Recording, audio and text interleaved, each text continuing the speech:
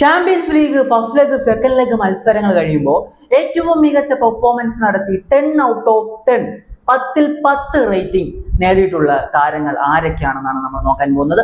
5 പ്ലേയേഴ്സിന് മാത്രമാണ് first ലെഗിലും second ലെഗിലും ആയിട്ട് 5 പ്ലേയേഴ്സിന് മാത്രമാണ് 10 റേറ്റിംഗ് ചാമ്പ്യൻസ് ലീഗിന്റെ ആ ഒരു നോക്കൌട്ട് പ്രീ ക്വാർട്ടർ മത്സരങ്ങളിൽ നേടാൻ കഴിഞ്ഞിട്ടുള്ളൂ. അപ്പൊ ആ 5 താരങ്ങൾ ആരൊക്കെയാണെന്ന് നോക്കാം. അപ്പൊ വീഡിയോയിലേക്ക് പോകുന്നതിന് മുമ്പ് 2 കാര്യങ്ങളെ പറയാനുള്ളൂ. ഒന്നാമത്തത്, വളരെ എക്സൈറ്റിംഗ് ആയിട്ടുള്ള ഒരു ചാമ്പ്യൻസ് ലീഗ് പ്രീ ക്വാർട്ടർ മത്സരങ്ങളാണ് നമ്മൾ കണ്ടത്. RF കോഡ് വെച്ചിട്ട് റയൽ അടുത്ത റൗണ്ടിലേക്ക് പോകുന്നു. ബാഴ്സയെ സംബന്ധിച്ച് 7-2 ഒരു വിജയം. അതുപോലെ തന്നെ PSG കാര്യം നോക്കുക, അവർ ചെൽസിയെ 2 ലെഗിലും അലക്കി കളഞ്ഞു. അത്ലറ്റിക്കോ മാഡ്രിഡ്, ലിവർപൂൾ ഫസ്റ്റ് ലെഗിൽ തോറ്റതിനു ശേഷം സെക്കൻഡ് ലെഗിൽ ഒരു കിടിലം തിരിച്ചുവരവ്, ആഴ്ഫണലിന്റെ മികച്ചൊരു പെർഫോമൻസ്. അങ്ങനെ നമ്മൾ നോക്കുമ്പോൾ എന്നെ സംബന്ധിച്ച് എനിക്ക് സങ്കടമായിട്ട് തോന്നിയത് ബോഡോയുടെ റിസൾട്ടാണ്. ബോഡോ ഫസ്റ്റ് ലെഗിൽ 3 ഗോളിന് ജയിച്ചിട്ട് സെക്കൻഡ് ലെഗിൽ പോയി 5 ഗോളുകൾ വാങ്ങി തോറ്റു. വളരെ മികച്ച പെർഫോമൻസ് സ്പോർട്ടിങ് നടത്തി. കംബാക്ക് എന്നൊക്കെ പറഞ്ഞാൽ വേറെ ലെവൽ കംബാക്ക് ആണ്. പക്ഷെ ബോഡോയുടെ ഈ ഒരു സീസൺ, ബോഡോ വരുന്ന സ്ഥലം എല്ലാം അറിയാലോ. അപ്പോൾ ചെറിയ രാജ്യത്ത് നിന്ന് വരുന്ന ടീമായിരുന്നു. അവരെ സംബന്ധിച്ച് ഏറ്റവും മികച്ച ഒരു ടൂർണമെന്റ് ആണ് ഈ ഒരു ടൂർണമെന്റ്. സിറ്റിയെ തോൽപ്പിച്ചു, അതുപോലെ തന്നെ ഇന്ററിനെ ഹോമിൽ എവേലും പൊട്ടിച്ചു, അതുപോലെ തന്നെ ഇവരെ അത്ലറ്റിക്കോ മാഡ്രിഡിനെ പരാജയപ്പെടുത്തി. അങ്ങനെ കുറെ മികച്ച റിസൾട്ടുകളൊക്കെ ഉണ്ടായിരുന്നു അവരെ സംബന്ധിച്ച്. അങ്ങനെ ഒരു എക്സൈറ്റിംഗ് ആയിട്ടുള്ള ഒരു റൗണ്ട് ഓഫ് 16 മത്സരങ്ങളാണ് നമ്മൾ കണ്ടത്. അതുപോലെ തന്നെ ഒരു നാണയത്തിന് 2 വശങ്ങളുണ്ടെന്ന് പറയുന്ന പോലെ തന്നെ ഫുട്ബോളിലും അങ്ങനെയാണല്ലോ. ഒരു വിഭാഗം ആളുകൾ, ഫാൻസ് സന്തോഷിക്കുമ്പോൾ മറുഭാഗത്ത് സങ്കടപ്പെടുന്നവരുണ്ട്. അപ്പോൾ ചെൽസിയുടെ റിസൾട്ടൊക്കെ ആ ചെൽസി ഫാൻസിന് എങ്ങനെ അവർ അത് ഉൾക്കൊള്ളുമെന്ന് അറിയാൻ വയ്യ. കാരണം 2 ലെഗിലും വളരെ മോശം അവസ്ഥയായി പോയി. പിന്നെ സിറ്റിയെ സംബന്ധിച്ച് അവർ വലിയ പ്രതീക്ഷയോടെ വന്നതാണ്, പക്ഷെ അവരുടെ ഒരു പ്രതീക്ഷ നടന്നില്ല എന്നതാണ്. അങ്ങനെ നോക്കുന്ന സമയത്ത് ഒരു സൈഡ് ഫാൻസിന് വലിയ സങ്കടമായി കാണും, ഒരു സൈഡ് ഫാൻസിനെ സംബന്ധിച്ച് അവർ അടുത്ത റൗണ്ടിലേക്ക് പോയിട്ടുണ്ട്. ക്വാർട്ടർ ഫൈനലിൽ ശക്തമായിട്ടുള്ള മത്സരങ്ങളാണ് കാത്തിരിക്കുന്നത്. അപ്പോൾ രണ്ടാമത്തെ കാര്യം എന്ന് വെച്ച് കഴിഞ്ഞാൽ, നമ്മൾ ചാനൽ തുടങ്ങിയിട്ട് 6 മാസത്തേക്ക് അടുക്കുകയാണ്. എനിക്ക് തോന്നുന്നു ഈ ഒരു 2026 എല്ലാ ദിവസവും നമ്മൾ വീഡിയോസ് ഇട്ടിട്ടുണ്ടായിരുന്നു. കഴിഞ്ഞ വർഷത്തിന്റെ അവസാനം കുറച്ച് ഗ്യാപ്പൊക്കെ വന്നിട്ടുണ്ട്. അപ്പോൾ നിങ്ങൾ ജസ്റ്റ് എൻ്റെ ചാനലൊന്ന് കയറി നോക്കുക. ഇഷ്ടപ്പെടുകയാണെങ്കിൽ ഒന്ന് സബ്സ്ക്രൈബ് ചെയ്ത് സപ്പോർട്ട് ചെയ്യുക. കാരണം നമ്മൾ ചാനൽ തുടങ്ങി 6 മാസം അടുപ്പിക്കുന്നു, പക്ഷേ ഇതുവരെ 600 സബ്സ്ക്രൈബ് പോലും നമുക്ക് എത്താൻ പറ്റിയിട്ടില്ല എന്നതാണ്. അപ്പോൾ നിങ്ങളുടെ ഒരു സപ്പോർട്ടാണ് ഞാൻ പ്രതീക്ഷിക്കുന്നത്. അപ്പോൾ ഇഷ്ടപ്പെടുകയാണെങ്കിൽ സബ്സ്ക്രൈബ് ചെയ്ത് സപ്പോർട്ട് ചെയ്യുക. അപ്പോൾ നമുക്ക് വീഡിയോയിലേക്ക് കടക്കാം. ആ ഒരു 5 പ്ലേയേഴ്സ് 10 റേറ്റിംഗ് നേടിയിട്ടുള്ള 5 പ്ലേയേഴ്സ് ആരൊക്കെയാണെന്ന് നോക്കാം. 5ാം സ്ഥാനത്ത് വരുന്നത് PSG ഗോൾ കീപ്പർ ആയിട്ടുള്ള മാത്വി സാഫനോ ആണ്. Matvey Safonov, what a brilliant performance man, what a brilliant performance. അതേ പറയാനുള്ളൂ. 9 സേവ് ആണ്, 9 സേവ്. ചെൽസിക്കെതിരെയുള്ള സെക്കൻഡ് ലെഗ് മത്സരത്തിൽ 9 എണ്ണം പറഞ്ഞ സേവാണ് മാത്വി സാഫനോ നടത്തിയിട്ടുള്ളത്. വേറെ ലെവൽ പെർഫോമൻസ് ആയിരുന്നു. ചെൽസിക്ക് ഒരു ഗോൾ പോലും അടിക്കാൻ പറ്റാതെ പോയത് ഇതൊക്കെ കൊണ്ടായിരുന്നു. ആ മാച്ചിക്ക് PSG ഷൂട്ടുകൾ ഉതിർത്തിരുന്നത് ചെൽസി ആയിരുന്നു, പക്ഷെ അവർക്ക് ഒരു ഗോൾ പോലും നേടാൻ കഴിഞ്ഞില്ല. കാരണം മാത്വി സാഫനോ എന്ന ഈ ഒരു ഗോൾ കീപ്പർ വൻമല പോലെ നിന്ന് കളഞ്ഞു. വൻമതിൽ പോലെ അവിടെ നിന്നു എന്നാണ്. 9 സേവ് ആണ്, 9 സേവ്. ഇദ്ദേഹം ഒരു റഷ്യൻ കീപ്പറാണ്. എനിക്ക് ഇപ്പോഴും ഓർമ്മയുണ്ട്, ഫസ്റ്റ് ലെഗ് മാച്ചിൽ 5.4 എന്തോ ആയിരുന്നു റേറ്റിംഗ്. മോശം പെർഫോമൻസ് ആയിരുന്നു. പക്ഷെ സെക്കൻഡ് ലെഗിലേക്ക് വന്നപ്പോൾ 10. കഴിഞ്ഞ സീസണിൽ ഇവർ ഡൊണാറുമ ആയിരുന്നല്ലോ കീപ്പർ. ഇവർ PSG ചാമ്പ്യൻസ് ലീഗ് ഒക്കെ നേടിയപ്പോൾ ഡൊണാറുമ ആയിരുന്നു കീപ്പർ. ഡൊണാറുമയെ പറഞ്ഞു വിട്ടത് ഒരു മോശം തീരുമാനമായിരുന്നു എന്ന് ഞാൻ പല വീഡിയോസിൽ പറഞ്ഞിട്ടുള്ള കാര്യമായിരുന്നു. പക്ഷെ അവരെ സംബന്ധിച്ച് അവർ അതിന് നല്ല റീപ്ലേസ്മെന്റ് കൊണ്ടുവന്നു. സോഫനോവെല്ലാം വേറെ ലെവൽ കളി. എനിക്ക് ഈ സീസണിന്റെ തുടക്കത്തിൽ ഇവരൊരു ഫൈനൽ മാച്ച് കളിച്ചിരുന്നു. പെനാൽറ്റി ഷൂട്ടൗട്ടിൽ ഇവർ ജയിച്ചു. ഏത് ടീമാണെന്ന് ഞാൻ കൃത്യമായിട്ട് ഓർക്കുന്നില്ല.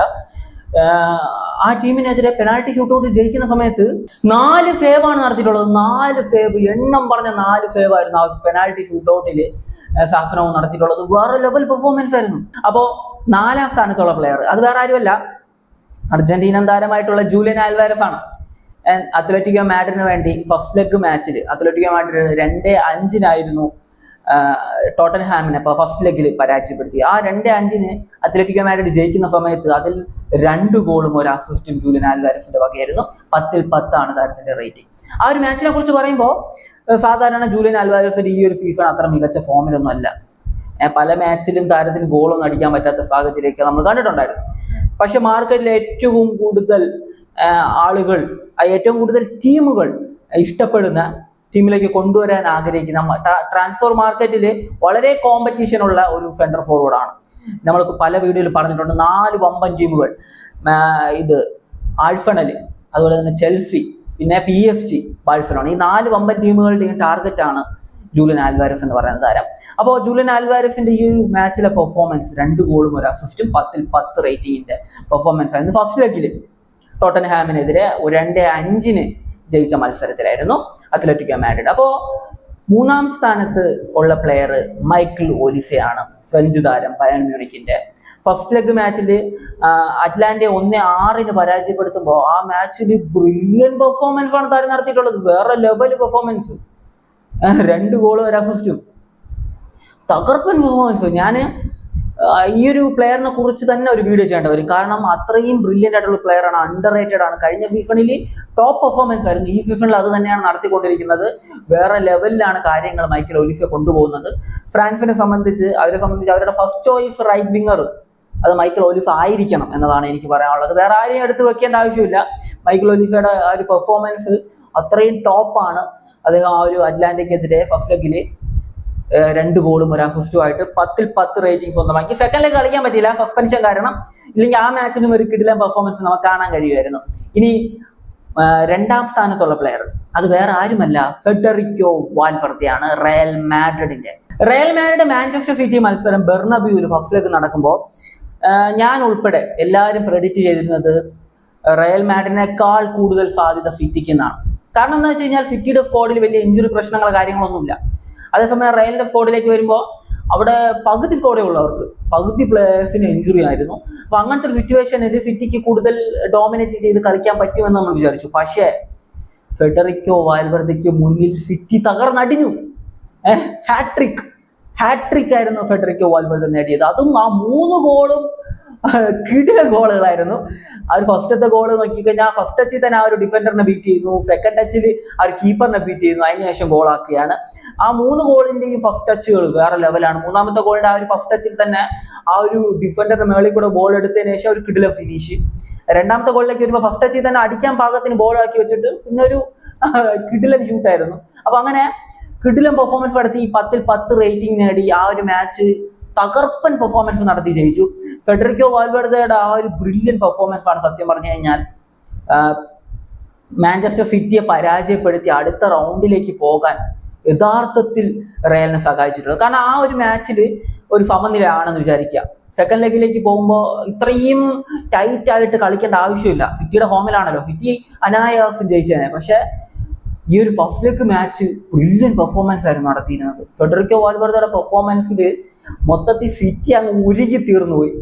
അതാണ് സംഭവിച്ചത്. ഫെഡറിക്കോ വാൽവർദെ ആണ് ഈ ഒരു ലിസ്റ്റിൽ 2-ാം സ്ഥാനത്തുള്ളത്, ടോപ്പ് പെർഫോമൻസ്. ഇനി 1-ാം സ്ഥാനത്ത് വരുന്നത് ബാഴ്സലോണയുടെ റാഫീഞ്ഞയുടെ പെർഫോമൻസിനെ കുറിച്ച് പറയാതിരിക്കാൻ പറ്റൂല. റാഫീഞ്ഞ ഒരു വിങ്ങറാണ്. സാധാരണ അദ്ദേഹത്തിന്റെ നാച്ചുറൽ പൊസിഷൻ എന്ന് പറയുന്നത് റൈറ്റ് വിങ് ആണ്. പക്ഷെ ബാഴ്സയിൽ കളിക്കുന്ന ലെഫ്റ്റ് വിങ് ആണ്. അറ്റാക്കിംഗ് മിഡ് ആയിട്ടും ലെഫ്റ്റ് വിങ് ആയിട്ടും സെന്റർ ഫോർവേഡ് ആയിട്ടും സെന്റർ മിഡ് ആയിട്ടും പല പൊസിഷനുകളിൽ മാറി കളിക്കുന്ന ടൈപ്പ്. ഇതാണ് യഥാർത്ഥത്തിൽ റാഫീഞ്ഞയുടെ പൊസിഷൻ എന്ന് മനസ്സിലാക്കുക. സെക്യൂർ സിറ്റുവേഷനിലൊക്കെ ഡിഫൻസിനെ വല്ലാത്ത സഹായിക്കുന്നുണ്ട്, വലിയ രീതിയിൽ സഹായിക്കുന്നുണ്ട് റാഫീഞ്ഞ. ഈ മാച്ചിൽ 2 ഗോള് 2 അസിസ്റ്റ്.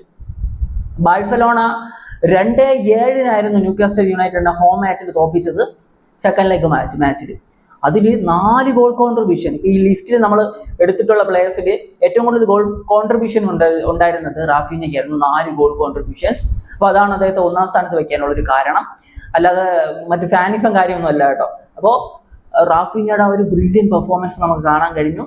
റാഫീഞ്ഞ ഇല്ലെങ്കിൽ ബാഴ്സ ഇല്ല എന്നൊരു അവസ്ഥയാണ് സത്യം പറഞ്ഞു കഴിഞ്ഞാൽ കഴിഞ്ഞ സീസണിലും ഈ സീസണിലൊക്കെ കാണാൻ കഴിയുന്നത്. റാഫീഞ്ഞ ഇല്ലാത്ത മാച്ചിലൊക്കെ ബാഴ്സ സ്ട്രഗിൾ ചെയ്യുന്നത് നമ്മൾ കണ്ടിട്ടുണ്ട്. കാരണം റാഫീഞ്ഞയെ സംബന്ധിച്ച്, ഇങ്ങനത്തെ ഒരു പ്ലെയറിനെ സംബന്ധിച്ച് ഒരു ടീമിന് ഇങ്ങനത്തെ ഒരു പ്ലെയറിനെ വേണം. കാരണം എല്ലാ പൊസിഷനിലും, അതായത് അറ്റാക്കിങ്ങിനും സഹായിക്കുന്നുണ്ട്, ഡിഫൻസിലേക്കും പോകുന്നുണ്ട്, എല്ലാ രീതിയിലും കളിക്കുന്ന ഒരു ആളിനാൾ പെർഫോമൻസ് നടത്തുന്ന ഒരു പെർഫോമറിനെ കിട്ടിക്കഴിഞ്ഞാൽ അതൊരു ടീമിനെ സംബന്ധിച്ച് വളരെ ഗുണമുള്ള ഒരു കാര്യമാണ്. അതാണ് റാഫീഞ്ഞയെ കുറിച്ച് പറയാനുള്ളത്. അപ്പൊ ഈ ഒരു മാച്ചിൽ 2 ഗോളും 2 അസിസ്റ്റുമായിട്ട് 4 ഗോൾ കോൺട്രിബ്യൂഷനോടെ 10ൽ 10 റേറ്റിംഗ് ആയിരുന്നു റാഫീഞ്ഞയ്ക്ക്. ബാഴ്സലോണ 2-7 ന്യൂകാസ്റ്റൽ യുണൈറ്റഡിനെ പരാജയപ്പെടുത്തി. അപ്പൊ നിങ്ങളുടെ ഫേവറേറ്റ് പെർഫോമൻസ് നടത്തിയ പ്ലെയർ ഈ ഒരു ലിസ്റ്റിൽ ഇല്ലാത്തവരായിരിക്കാം, അപ്പോൾ നിങ്ങളുടെ ആ ഒരു ഫേവറേറ്റ് പെർഫോമൻസ് നടത്തിയിട്ടുള്ള കിടിലൻ പെർഫോമൻസ് നടത്തിയിട്ടുള്ള പ്ലെയർ, നിങ്ങൾക്ക് തോന്നുന്ന പ്ലെയർ ആരാണോ അത് കമന്റ് ബിലോ.